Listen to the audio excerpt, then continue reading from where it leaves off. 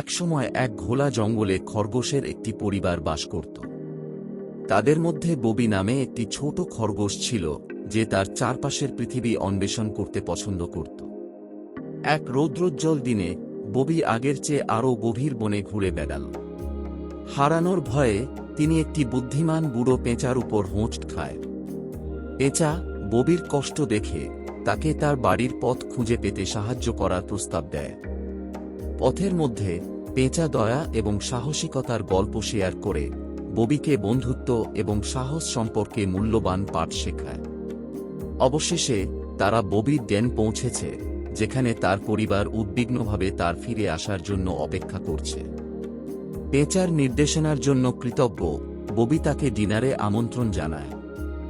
বনের প্রাণী জড়ো হয়েছিল, চাঁদের আকাশের নিচে খাবার এবং হাসি ভাগ করে নিচ্ছে। সেই দিন থেকে ববি এবং পেঁচা সেরা বন্ধু হয়ে ওঠে, প্রয়োজনের সময় একে অপরের সাথে সবসময় থাকে। এবং ববি শিখেছে যে এমনকি অন্ধকার সময়েও একজন বন্ধুর আলো আপনাকে বাড়িতে নিয়ে যেতে পারে।